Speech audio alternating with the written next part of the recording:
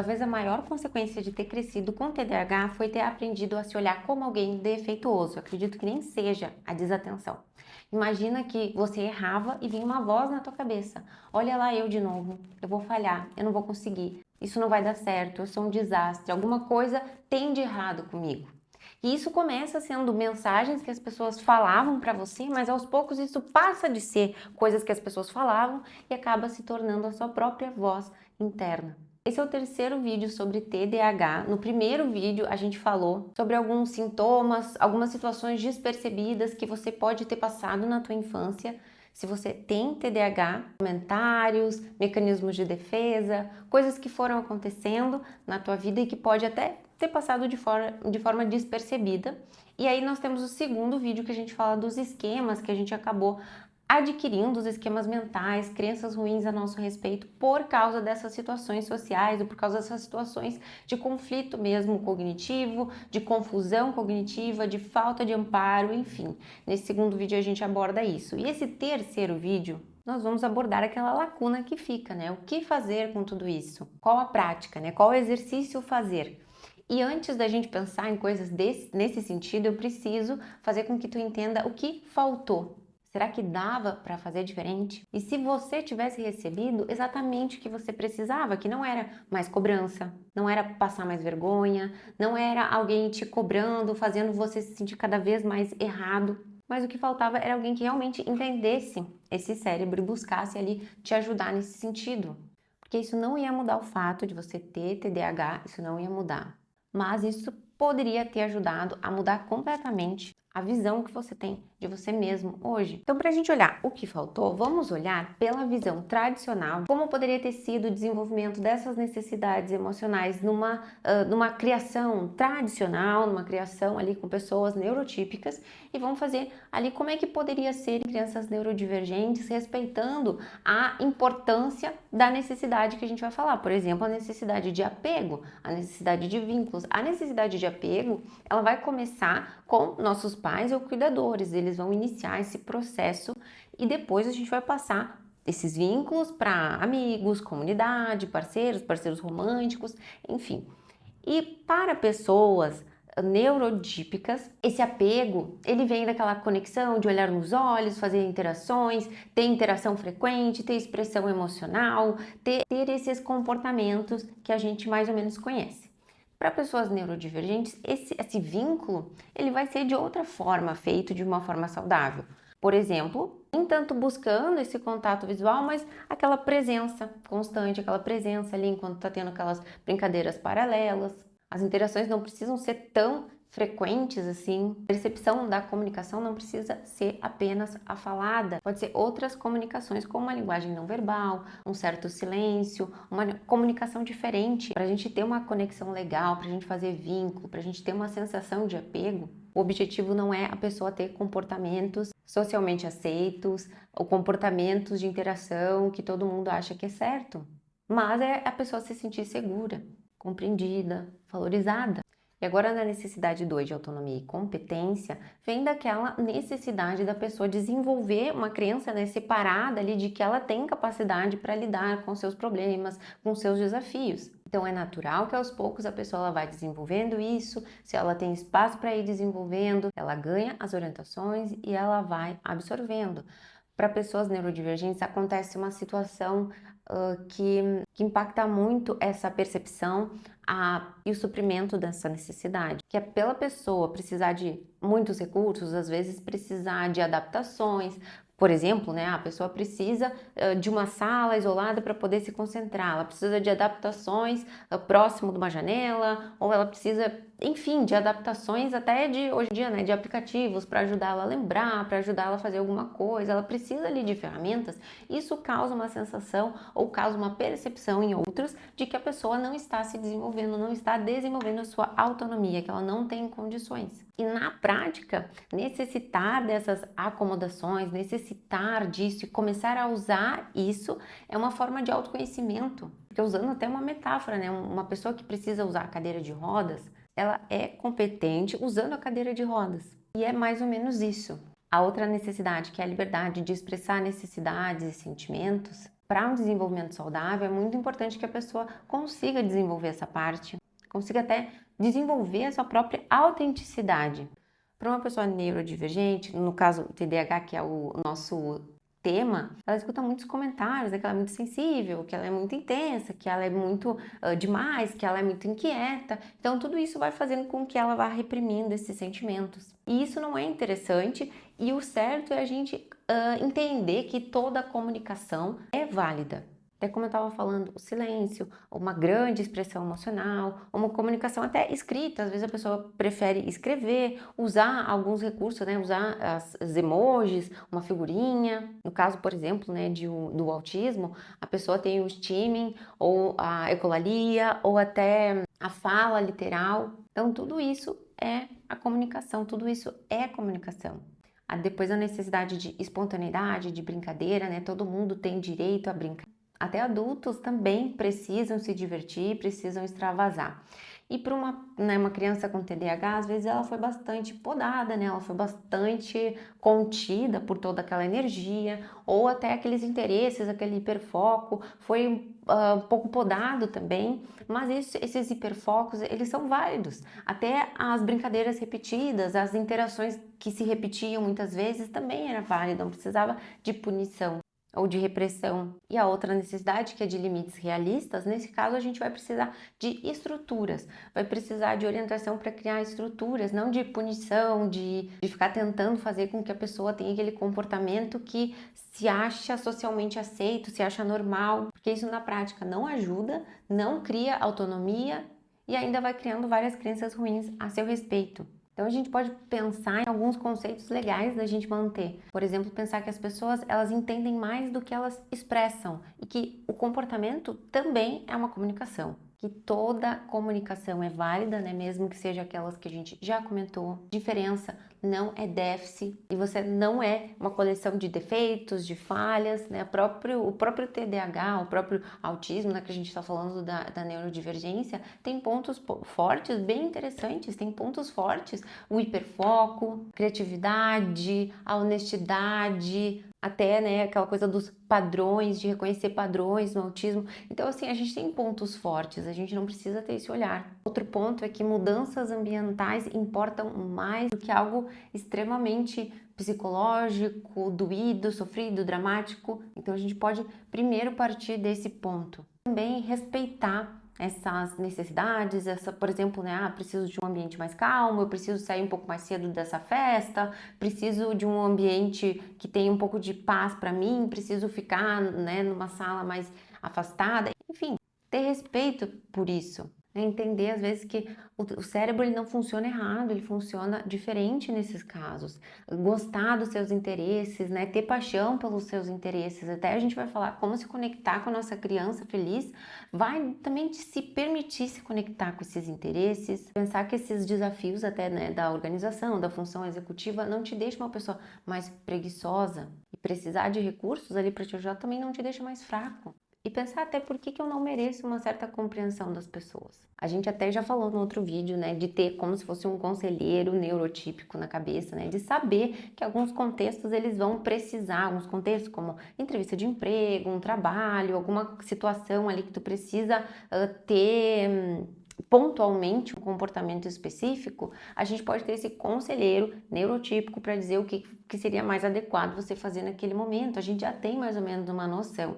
Mas o interessante é a gente não ficar muito tempo, né, a maior parte do tempo usando esse recurso, porque a gente vai acabar ofuscando quem nós somos, vai acabar piorando o nosso senso de autoestima, porque a gente vai entender que as pessoas só gostam, né, dessa máscara, dessa forma ali de atuar numa situação específica. Então é importante que nós tenhamos amigos, pessoas confiáveis, pessoas que a gente se sente livre para ser quem nós somos na maior parte do tempo e que essas situações sejam pontuais. Quando a gente fala, né, do que precisa para uma pessoa se tornar uma criança feliz, um adulto saudável, a gente tem essa teoria, né, a gente tem ali elementos importantes para criar esse adulto saudável. E a intenção sempre numa terapia é a gente criar esse adulto saudável. Até aqui nesse momento, a gente conhecendo as necessidades que faltaram, a gente está em busca de formar um adulto saudável para que você revisite essas memórias, entenda o que você precisa e hoje consiga suprir essas necessidades. Mas para a gente entender o que é esse adulto saudável, vamos pegar algumas características desse adulto saudável e como a gente vai integrar no TDAH. Então, o adulto saudável, né, de uma forma geral, é aquele que conhece as suas necessidades, não tem vergonha dos seus interesses, consegue ser livre, consegue ser espontâneo, estabelece limites apropriados, conforta e acolhe, né, aquelas feridas, consegue dialogar, consegue contrapor, né, as nossas vozes, as vozes críticas, as vozes dos pais internalizados, consegue fazer esse diálogo, toma decisões alinhadas com seus valores e age de maneira adequada, né, atender às suas necessidades. Então, para pessoas com TDAH, para pessoas neurodivergentes, esse adulto saudável, ele sabe que você tem TDAH, não esconde, não tem vergonha, fala abertamente, entende o que você precisa para funcionar bem, defende com firmeza, com respeito, né, as adaptações, as coisas que a pessoa precisa para funcionar bem, rejeita aquelas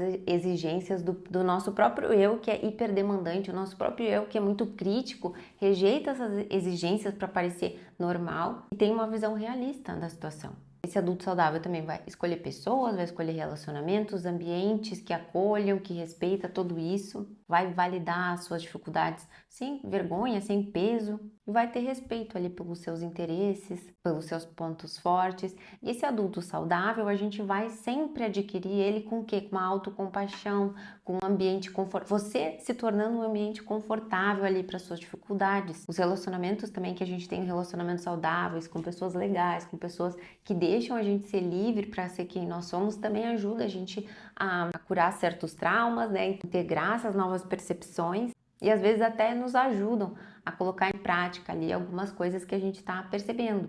Estudar também sobre a neurodivergência, sobre o TDAH, também vai te ajudar muito a constituir o teu adulto saudável cada vez mais forte, se conectar com outras pessoas, né, que também passam por isso, vai te ajudar não só a se sentir acolhido, como também ter acesso a outras estratégias. E um ponto importante é que esse adulto saudável ele não se desenvolve através de crítica, através de até do teu ambiente mental ser de crítica, ser de exigência, ser de punição. Esses estilos eles só fortalecem partes nossas que não são nem um pouco saudáveis. Toda vez que a gente reforça o nosso lado crítico ou o nosso lado punitivo, a gente nunca consegue ter a percepção de que nós somos capazes, porque aquele lado crítico, ele está sempre criando uma imagem para nós mesmos de que a gente precisa dele, a gente precisa de alguém carrasco, a gente precisa daquela voz de comando, aquela voz autoritária, e sem ela a gente não é ninguém. Como se a gente não tivesse nenhuma capacidade, como se a gente ainda fosse aquela criança e não tivesse aprendido nada até hoje. E quando a gente fala em criança, a gente fala da criança vulnerável. Na terapia de esquemas, a gente tem os modos de criança. E esses modos de criança, eles aparecem, né, quando a gente está muito ativado emocionalmente. Por exemplo, uma criança vulnerável, que é uma criança que sente medo, que ela se sente abandonada, que ela se sente triste, rejeitada. E nesses casos, um adulto saudável, ele vai fornecer conforto, vai fornecer carinho, compreensão, validação. Uma criança que está nesse modo, né, vulnerável, ela vai estar se sentindo muito defeituosa, que não presta para nada, que não é produtiva, que faz tudo errado, que é falha, que comete erros toda hora. Então, essa criança vulnerável ela vai ter esse tipo de fala na nossa cabeça. Quando a gente está triste, quando a gente está ativado emocionalmente, vai vir esse tipo de comentário na nossa cabeça. Ou que ninguém quer ficar com a gente vai ser esquecido, que você... Um monte desses tipos de comentários. E um adulto saudável vai dizer, não, você não é tudo isso. No caso do TDAH, você não é uma pessoa inferior. Você tem TDAH. E esse lado adulto vai te dizer isso e vai te dizer que você já foi muito machucado pelas pessoas, que entende todas essas feridas que você já passou, mas que nesse momento você está nesse processo de se acolher, de se compreender, de se aceitar e de buscar e respeitar os seus pontos fortes. É bem importante que a gente estabeleça limites, né, para o nosso lado muito crítico que a gente estava falando agora. A gente tem um conceito, né, de um pai crítico internalizado, de pais punitivos, de pais críticos. Nós temos essas vozes internalizadas e que nesse caso pode mentalmente começar a te falar: Não faz isso, não te mexe, fica quieto, fica sentado. E um adulto saudável, nesse caso, vai vir falando, olha, quem sabe é importante para você regular essa sua emoção, essa ansiedade, você levantar, dar uma volta e voltar aqui e sentar de novo. Isso é importante. O adulto saudável, ele não vai lutar, né, contra os aspectos ali do TDAH, mas vai trabalhar como se fosse em parceria. Então é interessante que a gente saia dessa ideia de que a gente precisa mudar, de que a gente precisa desenvolver logo a habilidade que a gente espera. Não, a gente precisa criar sistemas que apoiem a sua função executiva. Ambientes que te ajudem. Eu vou ter aplicativos que vão me ajudar. Eu vou ter pessoas, talvez secretárias, eu vou ter pessoas para me ajudar. Vou ter essas pessoas para me ajudar. Eu não preciso dar conta de tudo e nem me cobrar por isso como se fosse isso que eu vim fazer no mundo. Às vezes a pessoa com TDAH ela é super criativa, ela inventa várias coisas, ela tem várias ideias que se ela fizesse só isso, quem sabe as coisas iam, né, voar muito mais rápido. Mas o tempo que a gente perde, às vezes, tentando ali criar essas habilidades, essa coisa que não tem necessidade. Aquele pensamento, não, eu quero eu mesmo lembrar dessas coisas. Eu quero eu mesmo aprender o tempo mentalmente. Para que perder todo um tempo de vida fazendo isso? A gente pode ter ali ferramentas para nos ajudar. Os planejamentos que você faz para a sua vida tem que ser mais respeitando o que você deseja, a vida que você quer ter e fazendo esse questionamento, será que isso que eu tô querendo é uma idealização, uma expectativa das outras pessoas? Eu realmente acho que precisa isso. Outro ponto é respeitar, né, os interesses, a motivação, usar essa energia das motivações dos seus interesses para a vida. E é bem comum, né, a pessoa que tem TDAH ter dificuldade para ter uma rotina, mas se tiver que ter uma rotina,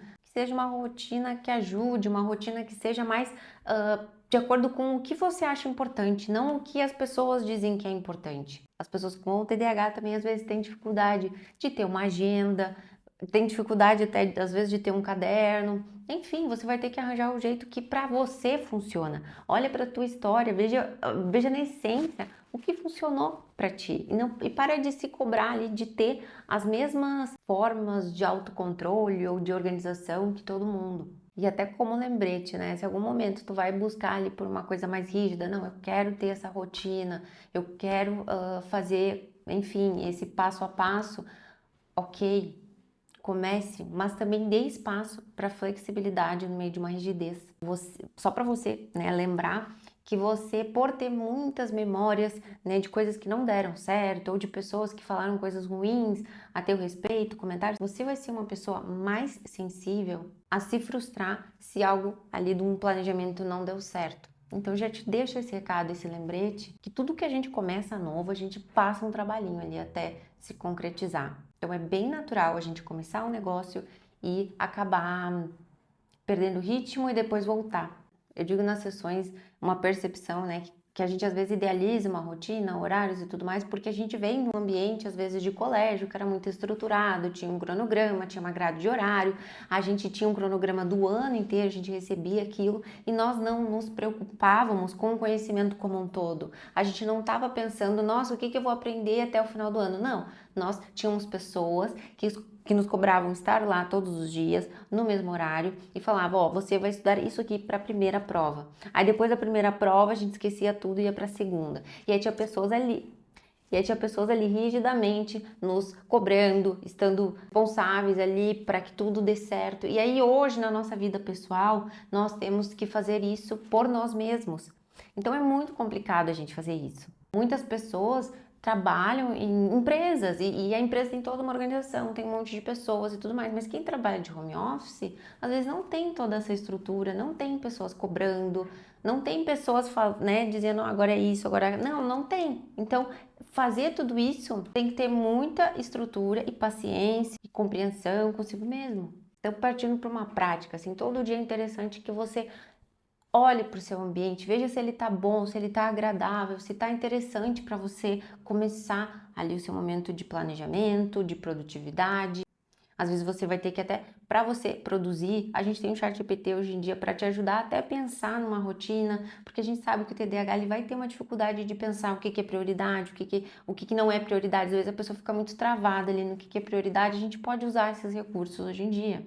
bem interessante, você tem um momento ali para se conectar com a sua criança alegre, na verdade, com a sua essência, vamos dizer assim. Você tenha horas do seu dia, momentos da sua semana para se dedicar sem peso para os seus interesses, para os seus hobbies, para as coisas que você tem curiosidade. A gente precisa desses momentos. Quando estiver acontecendo uma coisa difícil, se a gente, né, tiver ali um adulto saudável dentro da nossa cabeça para validar ali o que a gente está sentindo, ver o que a gente precisa, né? Quando a gente falou da criança vulnerável, essa criança ela precisa o quê? De colo, de carinho, de validação. Nós temos mais 2 estilos de criança e a gente vai ver daqui a pouquinho como suprir essas necessidades. Mas esses momentos, né, se a gente puder entender ali o que está precisando e começar a querer efetivamente fornecer esse cuidado, suprir essas necessidades. Pensa que a vida inteira você está agindo do jeito que você age,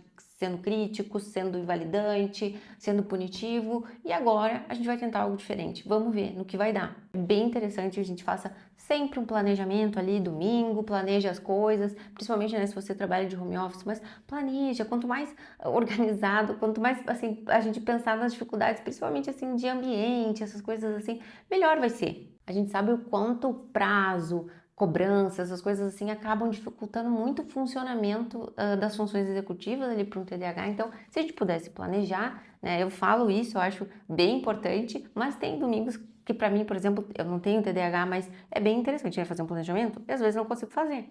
Então eu sei que nem sempre vai dar, mas é importante ali para você fazer a sua gestão do estresse. Uma coisa bem legal é a gente também ter um conhecimento de alguns gatilhos que podem fomentar alguns esquemas que a gente falou no outro vídeo das próprias crenças ruins a nosso respeito, né? Tem situações que vão ativar mais. Vou dar exemplos aqui, tá? Por exemplo, uma entrevista de emprego pode ativar em você um esquema de fracasso. E por que a gente está falando isso? Que também vem da gente se planejar.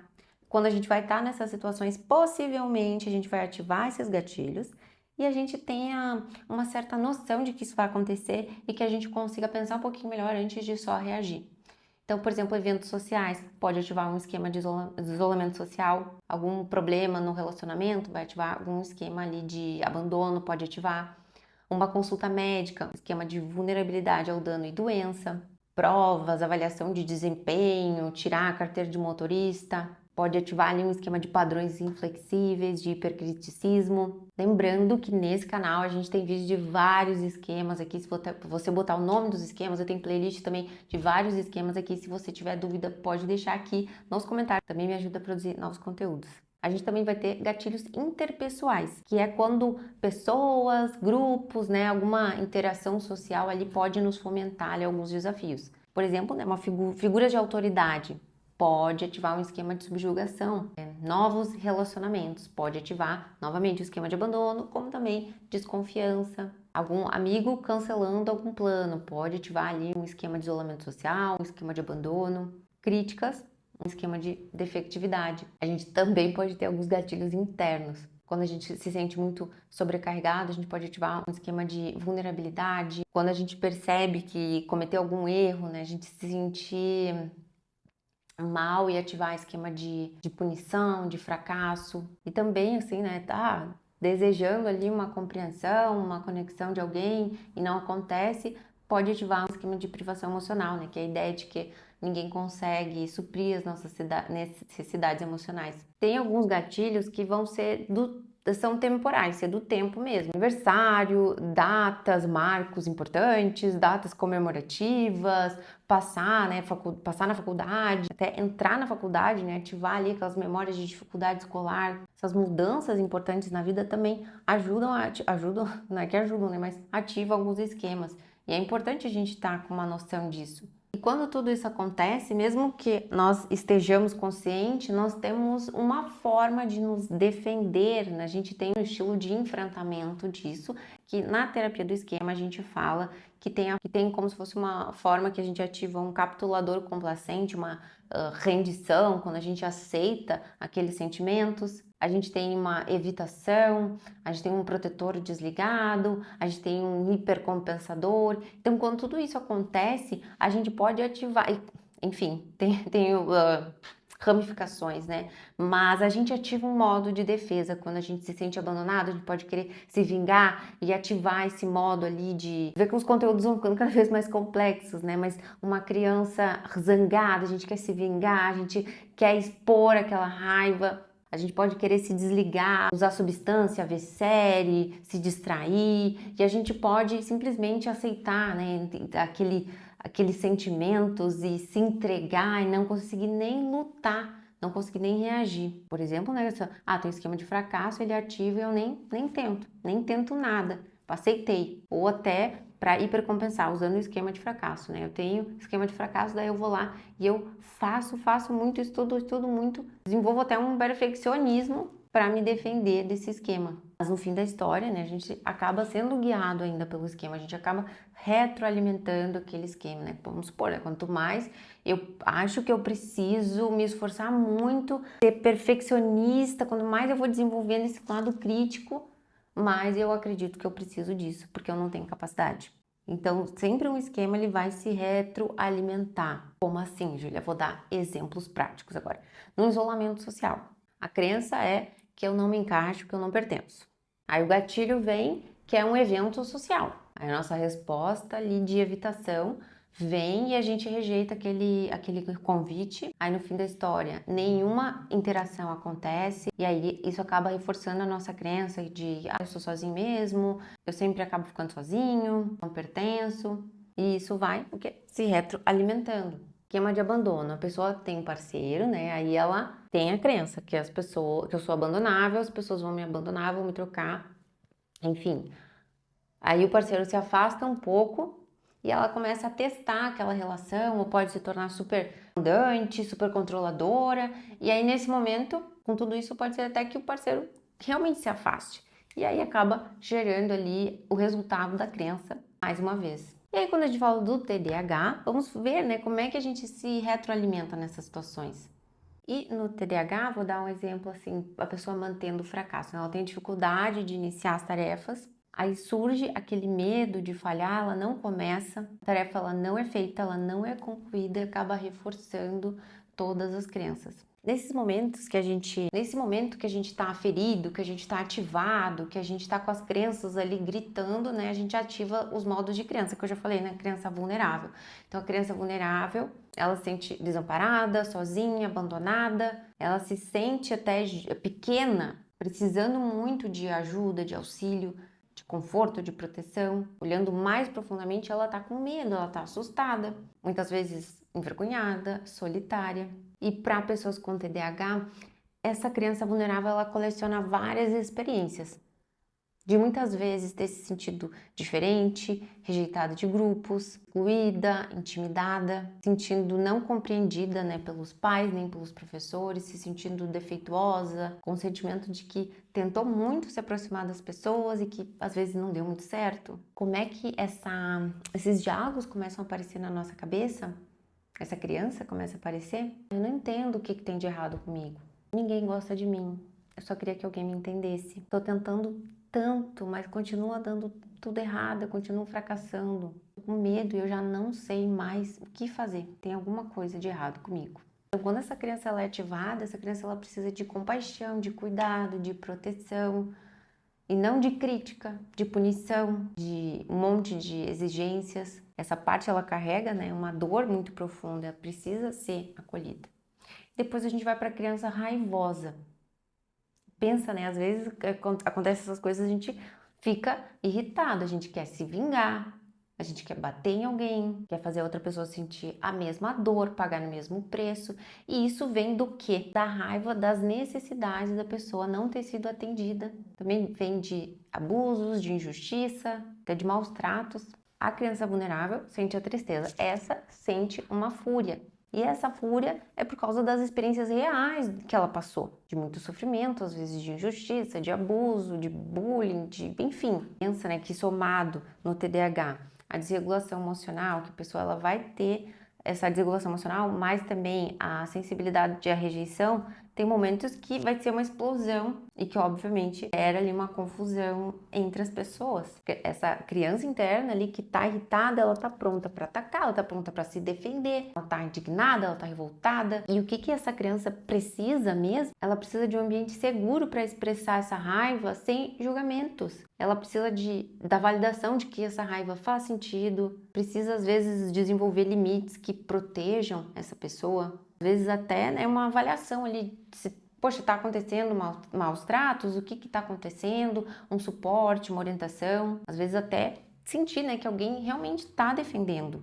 Essa criança raivosa, muitas vezes, né, obviamente foi reprimida, porque o estrago é grande e porque esse lado raivoso pode ser perigoso. Mas guarda uma certa indignação legítima das coisas que é importante ser conhecido. E o objetivo não é que a gente elimine essa raiva, mas o objetivo é que a gente consiga desenvolver, se expressar, conseguir expressar esses sentimentos, desenvolver formas adaptadas, limites saudáveis, uma certa proteção dos seus próprios direitos. E uma pergunta, né? Na prática, a gente ainda tem essas crianças internas? Óbvio que sim, todos esses momentos que a gente ativa esses tipos de comportamento, nós temos ali esse tipo de mundo, vamos dizer assim. E se a gente for ver em várias situações, uma pessoa que está irritada, indignada com uma situação, tu acha que adianta simplesmente trancá-la num quarto? Ela pode até, né, trancar ou bater nessa pessoa, ela pode até ali ficar mais calma, parar de fazer o que estava fazendo, mas essa indignação interna, ela só vai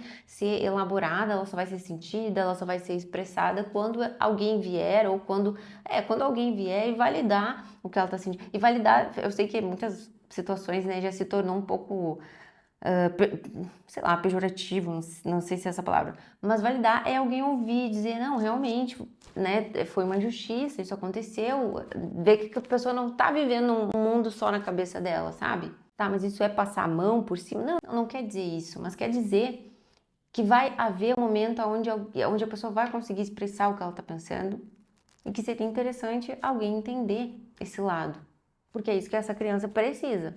E essa criança, eu digo esse lado nosso interno. A gente também tem a criança impulsiva, que no TDAH a gente conhece, né, esse lado da impulsividade, que às vezes é um lado que não mede muito as consequências, até pode ser uma forma impulsiva até de objetivos, né? Se colocar em situações ali, começar negócios sem pensar muito bem em todas as partes, às vezes não pensar, né, em todas as etapas. E esse lado, né, nossa criança impulsiva, ela quer agora aquela gratificação, aquela recompensa, e tem muita dificuldade de tolerar o desconforto da espera, do tédio, da própria paciência em si. Mas é importante que a gente entenda que no TDAH ele é parcialmente biológico e não somente psicológico. A gente sabe que no TDAH existe essa diferença ali no cérebro relacionada ali ao autocontrole, recompensa, motivação. E mesmo, né, que quando a gente fala disso em terapia do esquema, nessa criança impulsiva, a gente faça associação com uma criança que não teve limites. Aqui nesse contexto nós temos também que entender que tem o fator do TDAH. Essa criança impulsiva, ela vai se sentir inquieta, com dificuldade de parar quieta, precisando de estímulo, com dificuldade de tolerar uma espera, de tolerar um desconforto, vai buscar um prazer, vai buscar uma dopamina, vai buscar aquele alívio imediato, vai agir antes de pensar, vai ter dificuldade às vezes de seguir até os seus próprios planejamentos, vai ser facilmente distraída por opções mais interessantes. E o que esse lado nosso, o que essa criança precisa? Precisa de estrutura e não de punição. Uma compreensão que controlar os impulsos realmente é mais difícil para elas. Estratégias mais adaptadas para o seu cérebro. Lembretes, organização, planejamento, aplicativo. Compaixão, ao invés de um julgamento, de uma crítica. Passos para descarregar essa energia, esportes, esses ambientes, ter a noção de que isso é importante. E o que a gente deseja com tudo isso é acessar a criança feliz. E isso não estou falando só no TDAH, né? Em qualquer pessoa que faz terapia, a gente quer acessar a criança feliz, o teu eu mais autêntico, aquela criança que era livre, que sorria, que tinha interesses, que era curiosa. E vendo a gente estar adulto e conseguir se conectar com essa alegria, com a sensação de interesse, de curiosidade, de brincar, de prazer, de se divertir. E muitas crianças com TDAH ouviram muito na infância, né, para a pessoa se controlar, para ela se focar em outra coisa, que ela estava muito agitada, que ela era estranha, é para ela parar um pouco. Então ela foi reprimindo muito isso. E a intenção é que a gente consiga se conectar com essa criança alegre, essa criança feliz. Como é que ela se sente? Para te dar até um panorama, né? Essa criança se sente leve, energizada, ela se sente livre, criativa, curiosa, entusiasmada, brincalhona, verdadeiramente encantada com algo, sabe? Às vezes totalmente absorvida pelos interesses, espontânea, autêntica, divertida, essas coisas. E para a gente recuperar essa criança feliz, né, a gente faz a terapia, a gente lida com esses modos, a gente conhece os nossos padrões, os nossos esquemas, e é importante a gente mergulhar nos nossos interesses sem culpa. Deixar esses interesses surgirem ali vou deixar um tempo para isso, deixar esses interesses surgirem, ter esses momentos assim para deixar isso acontecer. Às vezes a pessoa com TDAH, ela tá sempre trabalhando até no final de semana, alguém chama, ela já vai fazendo um monte de pendências e coisas, ela tem às vezes trabalho para casa e ela não deixa um tempo para viver os seus próprios interesses de forma livre, sem culpa. E é muito importante que a gente consiga fazer isso. É legal que você valorize os seus pontos fortes, esteja com pessoas que também valorizem, que gostem, que apreciem você, que você tenha o prazer de criar por criar coisas, não por produtividade. Ter os teus momentos de bobagem, de rir. Eu gosto de dar, né, o dia da gelatina, de não precisar produzir nada,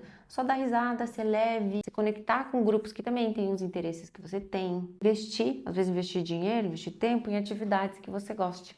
E como é que a gente sabe, né, que essa criança tá aparecendo? A gente também vai ter frases na nossa cabeça. Poxa, isso é muito legal, eu tô adorando isso. Quando é que a gente pode fazer de novo? Eu tô muito feliz agora. Era disso que eu tava precisando. Então, gente, eu sei que esse vídeo não foi te dando dicas e tal, mas eu tenho certeza que esses conhecimentos dos impactos, de como a gente ter mais compaixão por nós, de pensamentos que a gente deveria ter sobre as situações, eu tenho certeza que também é muito libertador, tanto quanto técnicas. A gente tem inúmeros exercícios, por exemplo, tem o esquema de fracasso. Poxa, se tem esquema de fracasso, provavelmente tu vai ter situações e áreas da vida que você se sente um fracasso. Então a gente vai ter áreas da vida. Eu me acho um fracasso nos esportes. Evidências de que eu me acho um fracasso.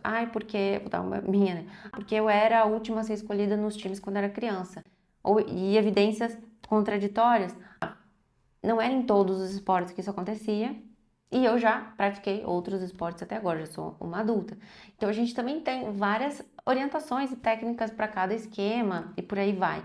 Mas a minha intenção nesse vídeo era criar esses recursos, até dos próprios conceitos, das crenças, dos mecanismos de defesa, enfim. Eu espero que esse vídeo tenha te ajudado. Meu nome é Júlia Von Wurb, eu sou psicóloga. Vou deixar aqui embaixo minhas informações de contato se você quiser marcar terapia. Vou deixar aqui embaixo outros vídeos também, né, que são complementos desse. Um beijo e até o nosso próximo vídeo.